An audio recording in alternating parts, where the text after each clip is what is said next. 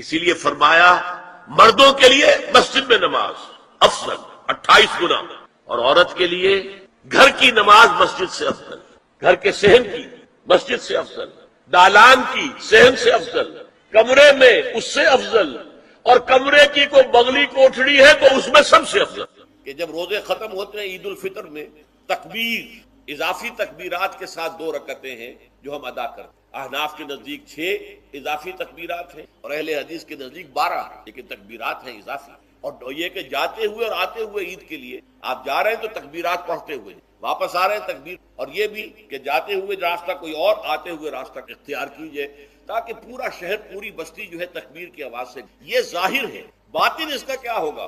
اللہ کی کبریائی کا اعلان کرو، اللہ کی کبریائی کو نافذ کرنے کی۔ جب اللہ نے تمہیں ہدایت دے دی، تمہیں اپنے دین حق سے نواز دیا ہے، تمہارا فرض ہے کہ اس کو قائم کرو، اس کے لیے جد و جہد کرو۔ قال رسول اللہ صلی اللہ علیہ وسلم انہا ستکون فتنۃ، ان قریب ایک بہت بڑا فتنہ رونما ہوگا۔ حضور نے خبر دی فتنے کی۔ حضرت علی فرماتے اس پر میں نے عرض کیا، قلتو، میں نے عرض کیا، مل مخرج منہا یا رسول اللہ، اے اللہ کے رسول اس سے نکلنے کا راستہ کون سا ہوگا؟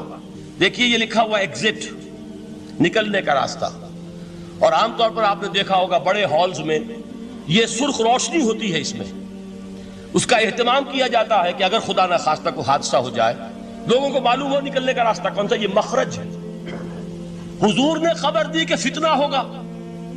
تو دیکھیے میں ایک بات عرض کیا کرتا ہوں، ذرا توجہ کیجئے، ہمارا حال کیا ہے؟ ہم بڑے ریشنلسٹ قسم کے لوگ ہیں، یہ زمانہ ریشنلزم کا ہے۔ اگر ہم ہوتے تو کیا پوچھتے؟ وہ فتنہ کیا ہوگا، کیوں ہوگا، کہاں سے آئے گا؟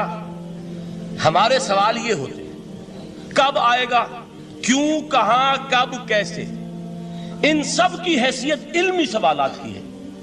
بھائی کب آئے گا ایک علم ہے، کیسے آئے گا علم ہے، کہاں سے آئے گا علم ہے، لیکن اصل جو عملی اعتبار سے اہمیت والی شے ہے، بچاؤ کا راستہ کون سا ہوگا محمد الرسول اللہ، یہ بتائیے ہم۔ مل مخرج منہا یا رسول اللہ، حضرت علی نے یہ نہیں پوچھا فتنہ کیا ہوگا، کہاں سے آئے گا حضور، کیوں آ جائے گا، کب آ جائے گا، نہیں، مل مخرج منہا یا رسول اللہ، اے اللہ کے رسول یہ بتائیے کہ جب وہ فتنہ رونما ہوگا تو نکلنے کا راستہ کون سا ہوگا؟ اس کا جواب ہے، ارشاد فرمایا محمد رسول اللہ نے، کتاب اللہ، اللہ کی کتاب ہے وہ مخرج، یہ کتاب ہے کہ جس کو تھامو گے تو فتنوں سے محفوظ رہو گے۔ اس کے بعد آپ فرماتے ہیں فیہ نبأ ما قبلکم وخبر ما بعدکم وحکم ما بینکم، اس میں تم سے پہلوں کی بھی خبریں موجود ہیں، عاد اور سمود اور قوم نوح اور قوم ہود اور قوم لوط اور قوم صالح اور آل فرعون، یہ کون ہے؟ من قبلکم، تم سے پہلے۔ وفیہ خبر ما بعدکم، جو کچھ تمہارے بعد ہونے والا ہے اس کی خبریں بھی موجود ہیں، لیکن وہ کیسے ہوں گی؟ وہ بٹوین دی لائنز ہوں گی، وہ بین السطور ہوں گی۔ ان کے لیے انسان کو، آپ کو معلوم ہے ایک عبارت میں سطور ہوتی ہے اور ایک درمیان میں ہوتا ہے، ان کے کچھ لکھا ہوا نہیں ہوتا۔ You have to read between the lines. Quran میں بعد میں آنے والے حالات بھی درج ہیں، لیکن اس طرح نہیں جیسے کہ پچھلے حالات درج ہیں۔ اس کے لیے ذرا ان ڈیپتھ پونڈرنگ اوور، غور و فکر اور تدبر کی ضرورت ہوگی۔ وَحُکْمُ مَا بَيْنَكُمْ، اور جتنے اختلافات تمہارے اندر پیدا ہوں گے تا قیام قیامت، ان سب کا فیصلہ بھی اس کتاب میں موجود ہے۔ وَهُوَ حَبْلُ اللَّهِ الْمَتِينُ وَهُوَ الذِّكْرُ الْحَكِيمُ، یہی تو ہے وَهُوَ الصِّرَاطُ الْمُسْتَقِيمُ، سیدھا راستہ، اور کون سا؟ یہ قرآن تو ہے۔ ہر رکعت میں کہتے ہو اهْدِنَا الصِّرَاطَ الْمُسْتَقِيمُ، اور قرآن دیا ہوا ہے اس پر غور نہیں کرتے۔ عجیب تماشا ہے ہمارا، نماز کی ہر رکعت میں اهْدِنَا الصِّرَاطَ الْمُسْتَقِيمُ، اور حضور فرمایا وَهُوَ الصِّرَاطُ الْمُسْتَقِيمُ، صراط مستقیم یہ قرآن ہی تو ہے۔ الذکر الحکیم یہ قرآن ہی تو ہے۔ وَهُوَ حَبْلُ اللَّهِ الْمَتِينُ، اور یہی ہے اللہ کی مضبوط رسی۔ آپ نے قاری صاحب سے وہ آیات سنی سورہ آل عمران کی، وَاعْتَصِمُوا بِحَبْلِ اللَّهِ جَمِيعًا وَلَا تَفَرَّقُوا، اللہ کی رسی کو مضبوطی سے مل جل کر تھامو اور تفرقے میں مبتلا نہ ہو۔ تفرقہ ہوگا تو کیا ہوگا؟ تمہاری ہوا اکھڑ جائے گی۔ آج آپ کو معلوم ہے دول عرب اگر یہ یکجا ہو جائیں، ایک دن کے لیے اسرائیل قائم نہیں رہ سکتا، امریکہ نہیں، امریکہ کا باپ اسے قائم نہیں رکھ سکتا۔ اگر امت عرب ہی جمع ہو جائے، عالم اسلام تو بڑی شے ہے، جو وسائل ان کے پاس ہے، جو اللہ تعالیٰ نے ان کو نعمتیں عطا فرمائی، لیکن افتراق، انتشار، اختلاف، جتھے بندی، گروہ بندی، دھڑے بندی، اس نے اسرائیل کا خنجر ان کے سینے میں پیوست کیا ہوا، اس لیے کہ فَتَذْهَبَ رِيحُكُمْ، اگر تم اختلاف کرو گے تو تمہاری ہوا اکھڑ جائے گی، آج وہ ہوا اکھڑ چکی ہے۔ تو فرمایا وَاعْتَصِمُوا بِحَبْلِ اللَّهِ جَمِيعًا وَلَا تَفَرَّقُوا، اللہ کی رسی کو مضبوطی کے ساتھ مل جل کر تھامو اور تفرقے میں مت پڑو۔ حضور فرما رہے ہیں وہ اللہ کی رسی کون سی؟ ہوا حبل اللہ المتین، یہی قرآن ہے اللہ کی مضبوط رسی۔ علامہ اقبال نے کیا خوب کہا ہے، علامہ اقبال نے قرآن اور حدیث کے حقائق کو جس طریقے سے اشعار کا جامع پہنایا ہے، وہ تو خود کہتے ہیں گوہر دریائے قرآن سفتام، میں نے قرآن مجید کے دریا سے موتی نکال کر اپنے اشعار کے اندر میں نے چن دیے ہیں، میرا کام اور کچھ نہیں ہے۔ موتی کوئی بھی غواص پیدا نہیں کرتا، دریا کی گہرائی سے نکال لاتا ہے۔ یہ میری حکمت نہیں ہے جو میرے اشعار میں ہے، یہ میں نے قرآن مجید کے دریا میں غوطہ زنی کر کے اس سے یہ موتی نکالے۔ گوہر دریائے قرآن سفتام۔ اب دیکھیے اسی حدیث کے اس ٹکڑے کو کیسے شعر میں لائے ہیں۔ از یک آئینی مسلمان زندہ است، پے کرے ملت سے قرآن زندہ ہست۔ مسلمان کی زندگی تو ایک آئین کے بدولت ہے، یہ آئین قرآن، جو کہا تھا کبھی قائد اعظم مرحوم نے جب پوچھا گیا تھا کہ آپ کے پاکستان کا دستور کیا ہوگا، کیا فرمایا تھا یاد کیجئے کہ ہمیں کسی نئے دستور کی ضرورت نہیں، ہمارا دستور 1400 برس پہلے طے ہو چکا ہے۔ یہ ہماری بدقسمتی ہے جو کچھ کہا تھا قائد اعظم نے کہ God has given us a golden opportunity to prove our worth as architects of a new state and let it not be said that we didn't prove equal to the task۔ میں معذرت کے ساتھ عرض کروں گا حضرت کہ واقعہ یہ ہے کہ ہم اس کے ایکول ٹو دی ٹاسک ثابت نہیں ہوئے۔ قائد اعظم کا دیا ہوا پاکستان آج دنیا میں موجود نہیں ہے، اس کا ایک حصہ اپنے نام سے دستبردار ہو کر بنگلہ دیش بن چکا ہے، اس نے اپنی تاریخ کو خیر بات کہہ دیا ہے۔ حالانکہ مسلم لیگ کی جنم بھومی ڈھاکہ ہے، 1906 میں ڈھاکہ میں مسلم لیگ نے جنم لیا تھا، اور اگر وہ صرف ہم سے علیحدہ ہوتا یا گہرا صدمہ ہوتا، لیکن یہ کہ اس نے جب نام بدلا ہے در حقیقت اس نے اپنے تاریخ سے، اپنے پس منظر سے استعفیٰ دیا۔ یہ ہمارا دوہرا ہمارے لیے صدمے کی بات ہے۔ کیا 2 یمن موجود نہیں ہے؟ ان میں سے کوئی ایک بھی اپنا نام چھوڑنے کو تیار ہوگا؟ کیا 2 جرمنی دنیا میں موجود نہیں ہے؟ کوئی ایک بھی ان میں سے اپنا نام چھوڑے گا؟ کیا 2 کوریا نہیں ہے؟ 2 ویتنام نہیں ہے؟ تو کیا 2 پاکستان نہیں ہو سکتے تھے؟ ہو سکتے تھے۔ میں یہ کہا کرتا ہوں کہ یہ گہرا صدمہ ہے علیحدگی، اور دوہرا صدمہ ہے، اور اس سے کہیں زیادہ بڑا کہ انہوں نے اپنا نام بدل دیا، اپنی آئیڈینٹی چینج کر دی، انہوں نے وہ نام اپنے ماتھے سے اتار کر خلیج بنگال کے اندر دبو دیا۔ یہ بہت بڑی سزا ہے جو ہمیں ملی ہے۔ کیوں ملی ہے؟ کہ ہم نے 25 برس تک اس جس کو کہا تھا کہ وہ ہمارا آئین ہے، اس کو آئین نہیں بنایا۔ ہم نے دنیا کے سامنے جھولیاں پساری، ہم نے طرح طرح کے نظاموں کو آزمایا، لیکن اس قرآن کی طرف پیش قدمی نہیں کی۔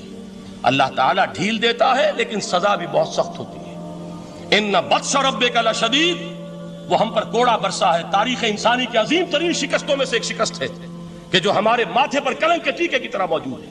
اللہ کرے کہ آئندہ یہ تاریخ اپنے آپ کو نہ دہرائے، لیکن میں عرض کر دیتا ہوں آپ سے، جو ہمارے لچھن ہیں، جو ہمارا طرز عمل ہے، جو ہمارے لیل و نہار ہیں، جو ہمارا انداز ہے، اللہ کے دین کا استہزاء اور تمسخر، جس طرح اللہ کے ساتھ مذاق ہم کر رہے ہیں، اس کا شاید اس سے بھی کہیں زیادہ برا نتیجہ نکلے۔ اللہ مجھے اور آپ کو اور ارض مقدس پاکستان کو اس انجام سے بچائے، لیکن اس کے لیے کام کرنا ہوگا۔ صرف کہنے سے بات نہیں بنے گی، کمر کسنی ہوگی، ہمت جو ہے پھر انسان کو اثر نو، ایک نئی تعمیر، ایک عزم، ایک ہاتھ میں قرآن اور ایک میں تلوار لے کر یہ امت پھر دوبارہ میدان میں آئے۔ بہرحال عرض یہ کرنا تھا، اقبال کہتا ہے از یک آئینی مسلمان زندہ است، پے کرے ملت سے قرآن زندہ ہست، ماں ہما خاک و دل آگاہ اوست، اعتصامش کن کہ حبل اللہ اوست۔ تامو اس کو مضبوطی کے ساتھ، حبل اللہ یہی قرآن ہے، یہ یک آئینی اور پے کرے قرآن کی زندگی، پے کرے ملت کی زندگی جو ہے اس قرآن کی بدولت ہے۔ تو حضور نے کیا فرمایا؟ فتنے سے بچنے کا راستہ کون سا ہے؟ کتاب اللہ فیہ نبأ ما قبلکم وخبر ما بعدکم وحکم ما بینکم وہو الصراط المستقیم وہو حبل اللہ المتین وہو الذکر الحکیم۔ ایک 3 جملے اور سن لیجئے۔ هو الذی لا یشبع منہ العلماء ولا یخلق عن کثرت الرد. یہ قرآن وہ شے ہے جس سے اہل علم کبھی سیر نہ ہو سکیں گے. ولا تنقضی عجائبہ، اس کے عجائب کبھی ختم نہیں ہوں گے. یہ ہیروں کی وہ کان نہیں ہے کہ جو کبھی خالی ہو جائے کہ سارے ہیرے نکل چکے اب مزید ہیرے نہیں ہیں. نہیں، علم اور حکمت کے ہیرے اور ہدایت اور حکمت کے موتی اس میں سے ابد الآباد تک نکلتے رہیں گے. ضرورت صرف کھودنے کی ہے. میں نے وہ لفظ استعمال کیا تھا، آج کا قرآن کھودنا ہوگا. آج کی ہدایت اس قرآن سے نکالنی ہوگی. قرآن جب نازل ہوا آن دی سرفیس بالکل ظاہر وہ تھی اس کی ہدایت جو اس دور کے لیے ضروری تھی. ہمیشہ کی ہدایت اس کے اندر رکھ دی گئی ہے، اس میں مضمر ہے، اس میں چھپی ہوئی ہے. اس کے لیے تدبر کی ضرورت ہے. کتاب انزلناہ الیک مبارک لیدبروا آیاتہ ولیتذکر اولو الالباب. لوگ تدبر کریں، اس کی گہرائیوں کے اندر غوطہ زنی کریں. لا تنقضی عجائبہ، اس کے عجائب کبھی ختم نہیں ہوں گے. ولا یشبع منہ العلماء، اہل علم کبھی اس سے سیر نہیں ہوں گے. آپ کو سخت بھوک لگی ہوتی ہے اور کھانا کھانے کے تھوڑی دیر کے بعد اب آپ کا ہاتھ رک جاتا ہے، سیر ہو گئے. بہترین کھانا ہے لیکن نہیں کھا سکتے. اگر عام حالات میں وہ آتا تو کبھی نہ چھوڑتے، لیکن اب وہ آپ کا میزبان کہہ رہا کچھ اور لیجیے، تناول فرمائیے ذرا یہ بھائی نہیں میں اب بھر چکا. یہ آپ کہتے ہیں کہ نہیں؟ حضور فرمائے یہ قرآن وہ شے نہیں ہے جس سے اہل علم کبھی سیر ہو. لہذا آپ کو ان رسولوں کے ضمن میں ملے گا یا قوم اعبدوا اللہ ما لکم من الہ غیرہ، اے میری قوم کے لوگوں اللہ کی عبادت کرو، اللہ کی بندگی کرو، اللہ کی پرستش کرو، اسی کو اپنا محبوب اصلی بناؤ اور اس کے ہر حکم کی اطاعت کرو. یا قوم اعبدوا اللہ ما لکم من الہ غیرہ. نبی اکرم صلی اللہ علیہ وسلم پر آ کر کیونکہ آپ کی بعثت ہے پوری نوع انسانی کے لیے، تو اب یا قومے کا لفظ نہیں رہا، یا ایھا الناس، اے لوگو، اے بنی نوع انسان. یا ایھا الناس اعبدوا ربکم الذی خلقکم والذین من قبلکم لعلکم تتقون. اے لوگو عبادت کرو، بندگی کرو، پرستش کرو اپنے اس رب کی جس نے تمہیں بھی پیدا کیا اور جو تم سے پہلے تھے ان کو بھی پیدا کیا تاکہ تم بچ سکو. یہ کیوں کہا دوہرا کر تم سے پہلوں کو بھی پیدا کیا؟ اس لیے کہ اکثر و بیشتر گمراہ لوگ مشرکین کیا کہتے تھے اپنے رسولوں سے کہ ہم تو بس جی اپنے آباء و اجداد کے رستے پر چلیں گے. ما وجدنا علیہ آباءنا، جس طریقے پر جس طرز عمل پر ہم نے اپنے آباء و اجداد کو پایا ہے ہم نے اسی پر چلنا. تو واضح کر دیا تم بھی مخلوق ہو وہ بھی مخلوق تھے، تم بھی انسان ہو وہ بھی انسان تھے، تم سے بھی غلطی ہو سکتی ہے ان سے بھی ہو سکتی تھی. لہذا یہ اصول نہیں ہے کہ جو بھی آباء و اجداد کی ریتیں ہیں، رسمیں ہیں، طریقے ہیں اور جو ان کے عقیدے ہیں انہی کو آپ لے کر چلے، بلکہ آپ کو تلاش کریں صحیح عقیدہ کیا ہے، صحیح زندگی گزارنے کا طریقہ کیا ہے، اس کو اختیار کریں. تو یا ایھا الناس اعبدوا ربکم الذی خلقکم والذین من قبلکم لعلکم تتقون، تاکہ تم بچ جاؤ جہنم کی آگ سے. یہ جو میں نے بتایا کہ اطاعت کلی، ہمہ تن، ہمہ وقت، ہمہ وجوہ، جزوی اطاعت نہیں، بس یہ ذرا نوٹ آف کوشن ہے. اگر ہم اللہ کا ایک حکم مانیں گے ایک نہیں مانیں گے، یہ جزوی اطاعت ہے، یہ اللہ کو قبول نہیں ہے. اللہ کی طرف سے تو یوں سمجھیے کہ پیکج ڈیل ہے، ٹیک اٹ اور لیو اٹ، لینا ہے تو پورا لو ورنہ دفع ہو جاؤ. اللہ کو تمہاری ضرورت نہیں ہے، تمہیں اللہ کی ضرورت. یا ایھا الذین آمنوا ادخلوا فی السلم کافہ، اے ایمان والو اسلام میں داخل ہونا تو پورے کے پورے، ادھورے نہیں.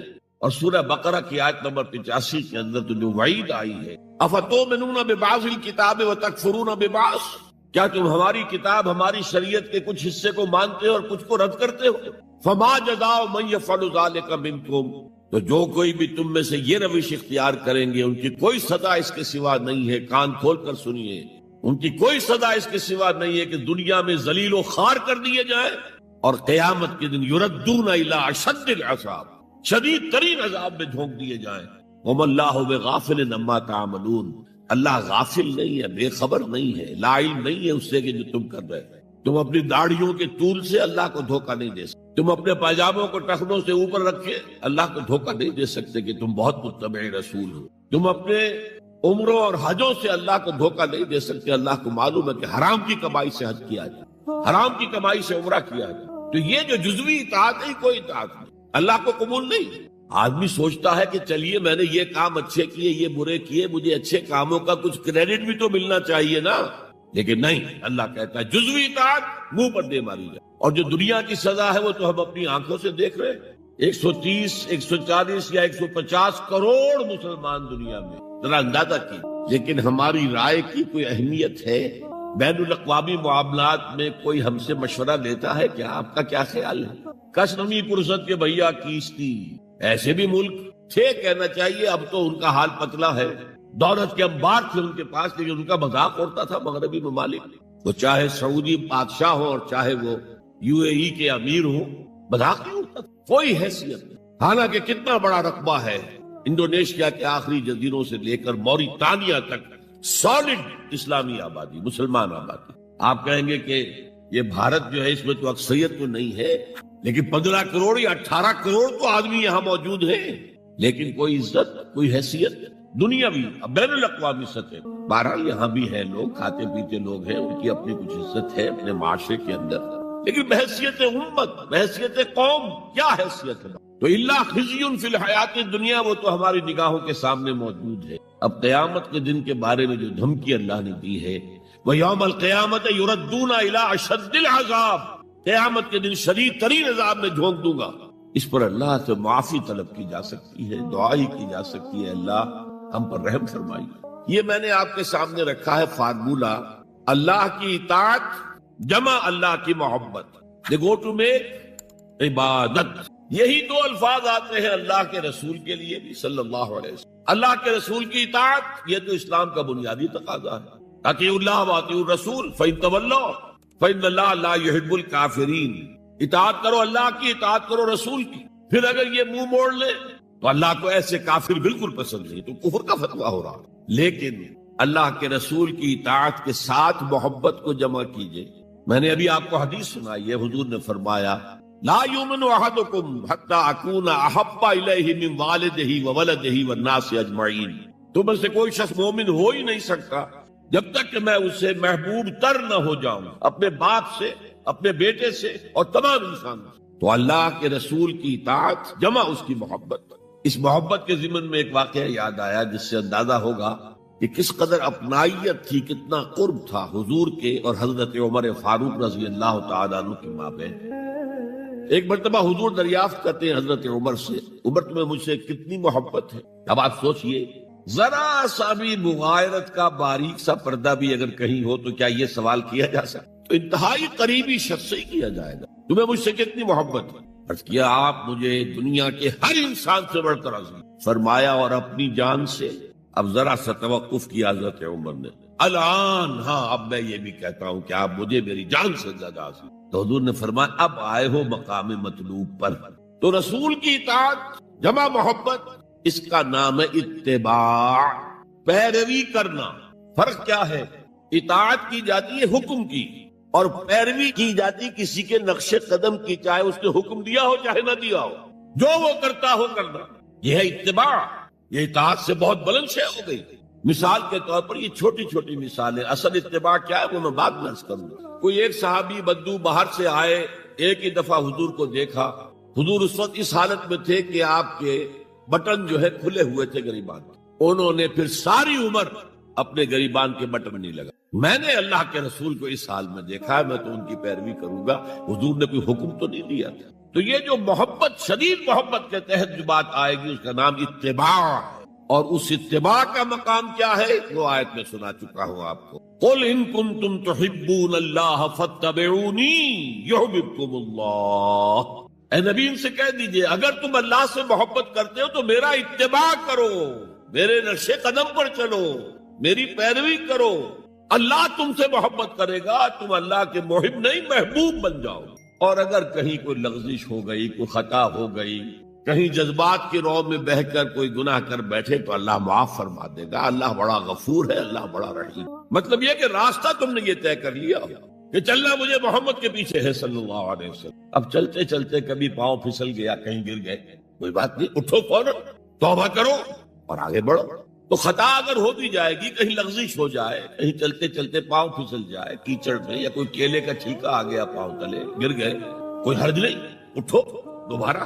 لیکن نقش قدم جو ہے محمد کا صلی اللہ علیہ وسلم اس پر چل. یہ اس اتباع کا ذکر آیا ہے سورہ اعراف کی ان آیات میں. آپ کو معلوم ہے کہ حضرت موسیٰ علیہ السلام کو جب تورات پر طلب کیا گیا کوہ طور پر تورات دینے کے لیے، تو پہلے 30 دن کے لیے بلایا تھا، پھر 10 دن کا اور اضافہ کر دیا گیا، 40 دن ہو گئے. وَتَمَّتْ مِيقَاتُ رَبِّكَ 40 لَيْلَةً. اس اسنا میں پیچھے فتنے میں مبتلا ہو گئے بنی اسرائیل. سامری اس نے ایک ڈھونگ رچایا اور ایک بچڑا جو ہے وہ سونے چاندی کا بنایا ہوا بچڑا ڈھال کر کھڑا کر دیا. اس میں سے کوئی تھوڑی سی آواز بھی نکلتی تھی، کوئی ایسی ہے کہ ہوا گزرتی تھی تو آواز سے آتی تھی. کہا یہ ہے تمہارا الہ. یہ تو موسیٰ تو بھول گیا کہاں گیا ہے، کوہ طور کے اوپر کس خدا سے ملنے گیا ہے، خدا تو یہ ہے. اور بنی اسرائیل کے بہت سے لوگ اس فریب میں آ گئے اور بچڑے کی پوجا کرتے. اب جب حضرت موسیٰ آئے، اور آپ کو معلوم ہے حضرت موسیٰ کا مزاج جلالی تھا، وہ پتھر کی تختیاں لے کر آئے تھے کہ جن پر کوہ طور پر اللہ تعالیٰ نے اپنے احکام 10 جو ہیں 10 کمانڈمنٹس مشہور، وہ کندہ کر کے آپ کو دیے تھے، وہ ہاتھ میں لے کر آئے. یہاں معلوم ہوا یہ صورت پیش آ گئی. فالقل الواح، وہ تختیاں تو آپ نے زمین میں ڈالی، اور پھر جو احتساب کیا ہے پہلے تو اپنے بھائی حضرت ہارون کا، ان کی داڑھی کے بال پکڑے، ان کے سر کے بال پکڑے اور کھینچا اپنے. اس نے کہا کہ بھائی مجھے ذلیل نہ کرو لوگوں کے سامنے. میں نے انہیں روکا لیکن یہ تو مجھے قتل کرنے پر تل گئے تھے، اور مجھے اندیشہ یہ ہوا کہ کہیں آپ واپس آ کر یہ نہ کہیں ان فرقت بین بنی اسرائیل، کہ تم نے تو بنی اسرائیل کے درمیان تفرقہ پیدا کر دیا. تو میں نے کہا آپ ہی واپس آ کر نپٹیں. اب پہلی بات نوٹ کیجئے، تاریخ انسانی کا یہ عظیم واقعہ ہے. کئی ہزار یہودی اپنے اپنے قبیلے کے لوگوں کے ہاتھوں ذبح کیے گئے. اللہ تعالیٰ نے حکم دیا اور حضرت موسیٰ نے وہ حکم دیا. اللہ کا حکم موسیٰ نے پہنچایا. یہ 12 قبیلے ہیں، ہر قبیلے کے جن لوگوں نے یہ حرکت کی ہے ان کو اسی قبیلے کے لوگ اپنے ہاتھ سے ذبح کیا. اب یہ بہت بڑی توبہ تھی، بہت بڑی توبہ تھی، بہت بڑی توبہ تھی، اپنے قبیلے کے لوگوں کو قتل کر دینا. پھر وہ 70 نمائندے لے کر تمام جو بڑے لوگ تھے کوہ طور پر حاضر، اجتماعی طور پر اللہ سے عفو درگزر کی درخواست بھی کر دی. وہاں اللہ نے زبردست زلزلہ بھیج دیا. محسوس ہوا اب سب ہلاک ہو جائیں گے. حضرت موسیٰ نے کہا پروردگار تو چاہتا تو مجھے اور اس قوم کو پہلے ہی ہلاک کرتے تھے. تو ہمیں نکال کر لایا ہے آل فرعون کے پنجوں سے، تو نے ہمیں نجات دی ہے، تو پروردگار ہمارے لیے اپنی رحمت طے کر دے، لکھ دے. فاکتب لنا، ہمارے لیے طے کر دے، لکھ دے اپنی رحمت. اس پر فرمایا اللہ نے دیکھو موسیٰ، میری ایک رحمت تو عام ہے، وسعت کل شیء، رحمتی وسعت کل شیء، ہر شے کے ساتھ، اور ایک میری خاص رحمت ہے، وہ میں لکھ دوں گا، طے کر کے رکھ دوں گا. للذین یتبعون الرسول النبی الامی، ان لوگوں کے لیے جو میرے رسول نبی امی پر ایمان لائیں گے اور ان کا اتباع کریں گے. یہاں بھی لفظ اتباع آیا ہے، اور اس میں پھر حضور صلی اللہ علیہ وسلم کی کچھ شان بیان ہوئی ہے، بات لمبی ہو جائے گی. اور پھر فرمایا یہ گویا کہ اتباع کی تفسیر آ رہی ہے. اتباع کا مطلب کیا ہے؟ فالذین آمنوا بہ وعزروہ ونصروہ واتبعوا النور الذی انزل معہ اولئک هم المفلحون. تو جو لوگ ان پر ایمان لائیں گے اور جو ان کی تعظیم کریں اور جو ان کی نصرت کریں گے، مدد کریں گے، اور جو اس نور کی پیروی کریں گے جو ان کے ساتھ نازل کیا جائے گا، تو وہی ہوں گے مفلحون، وہ ہوں گے کامیاب ہونے والے. فلاح یافتہ لوگ وہ ہوں گے جو یہ 4 رشتے ہمارے اس رسول نبی امی کے ساتھ پختگی کے ساتھ قائم کر. یہ 4 رشتے کیا ہیں؟ اتباع رسول کا تقاضا اول تو ان 4 الفاظ کے حوالے سے سمجھیے، پھر ذرا ایک دوسرے انداز میں بھی بیان کر. فالذین آمنوا بہ، پہلا قدم ایمان. لیکن ایمان کے سمجھ لیجئے اچھی طرح 2 درجے ہیں.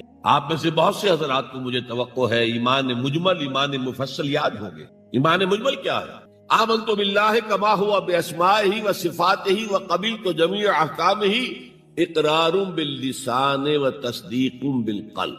پہلا درجہ ہے اقرار باللسان، اشہد ان لا الہ الا اللہ واشہد ان محمد رسول اللہ. کوئی ہو، ہندو ہو، سکھ ہو، پارسی ہو، عیسائی ہو، یہودی ہو، یہ کلمہ پڑھے اور وہ مسلمان ہو گیا. اقرار باللسان پر ہمارا دنیا میں مسلمان سمجھا جانا موقوف ہے، لیکن اصل ایمان یہ نہیں ہے. اصل ایمان ہے تصدیق بالقلب، دل میں یقین. جب تک دل کا یقین نہ ہو ایمان نہیں ہے. منافقین جو تھے مدینے کے، نمازیں بھی پڑھتے تھے، حضور کے اقتداء میں پڑھتے تھے. اور جو رئیس المنافقین تھا عبداللہ ابن ابی ابن سلول، وہ تو پہلے صف میں ہوتا تھا، اور جب حضور خطبہ دیتے تھے جمعے کا تو پہلے خود کھڑا ہوتا تھا اپنی اہمیت ظاہر کرنے کے لیے. دیکھو لوگو، یہ اللہ کے رسول ہیں، ان کی بات پوری توجہ سے سنو. یہ صرف اپنی چودراہٹ کے اظہار کے لیے کہ میں بڑی شے ہوں، اس لیے کہ وہ خزرج کا بڑا سردار تھا. اوس اور خزرج کے 2 عرب قبیلے تھے مدینے میں، جن میں سے کہ خزرج کا قبیلہ بڑا تھا، اوس کا چھوٹا. اور خزرج کا سردار یہ عبداللہ ابن ابی، اور اس کے بارے میں یہ طے ہو چکا تھا کہ اسے ہم اپنا بادشاہ بنا لیں گے. چنانچہ سونے کا تاج تیار ہو چکا تھا، ابھی تاج پوشی صرف باقی تھی کہ حضور تشریف لے آئے ہجرت فرما کر. بے تاج بادشاہ آ گیا صلی اللہ علیہ وسلم، لہذا اس کے سارے خواب جو ہے وہ منتشر ہو گئے. لہذا پہلے دن سے پکا منافق. ایمان لایا اگرچہ وہ بھی ذرا دیر سے لایا، غزوہ بدر کے بعد لایا. پہلے اس نے سوچا تھا ابھی تیل دیکھو، تیل کی دھار دیکھو. وہ تیل کی دھار جو نظر آئی غزوہ بدر میں کہ 313 نے 1000 کو شکست دی. اور یہ نہتے تھے، تلواریں بھی سب کے پاس نہیں تھی، کچھ لوگوں کے پاس تلواریں تھی، اور وہ 1000 کیل کانٹے سے لیس ہو کر مکے سے آئے تھے. 70 بڑے بڑے سردار ان کے مارے گئے عین میدان میں کھیت رہے، اور 70 جو ہے ان کے قیدی بن گئے. تب اس نے کہا کہ ٹھیک ہے اب تو ایمان لے آنا چاہیے، کیونکہ یہ تو معلوم ہوتا بڑی طاقت. بہرحال سب سے پہلے میں کہہ رہا تھا کہ ایمان، لیکن ایمان دل سے. قرآن مجید نے کیا کہا ان منافقین کے بارے میں؟ اذا جاءك المنافقون قالوا نشهد انك لرسول اللہ. سورہ منافقون ہے کہ نہیں 28ویں پارے میں. اے نبی، جب آپ کے پاس منافق آتے ہیں کہتے ہیں ہم گواہ ہیں، ہم گواہی دیتے ہیں کہ آپ اللہ کے رسول ہیں. اس پر اللہ کا تبصرہ دیکھیے، واللہ یعلم انک لرسولہ، اور اللہ خوب جانتا ہے کہ آپ ان کے رسول ہیں اس کے. اب میں ذرا ترجمہ کیا کرتا ہوں، اللہ سے بڑھ کر کس کو معلوم ہے کہ آپ اللہ کے رسول. لیکن واللہ یشہد ان المنافقین لکاذبون، اللہ گواہی دیتا ہے یہ منافق جھوٹے. مسلمان تو وہ تھے، کلمہ گو تھے، حضور کی امامت میں نمازیں پڑھ رہے تھے، لیکن منافق تھے. اللہ نے منافق قرار دیا. دل ایمان سے خالی تھے، بلکہ ہوتے ہوتے دلوں کے اندر حضور سے عداوت پیدا ہو گئی تھی، اہل ایمان سے عداوت پیدا ہو گئی. اسی سورہ مبارکہ میں آگے چل کر آتا ہے ہم العدو فاحذرہم، اصل دشمن یہ ہے، یہ مارے آستین ہے. جو کافر ہیں وہ تو باہر سے حملہ کرتے ہیں، پتہ چلتا ہے، سامنے سے آ کر لاٹھی مار رہا ہے کوئی آپ کو.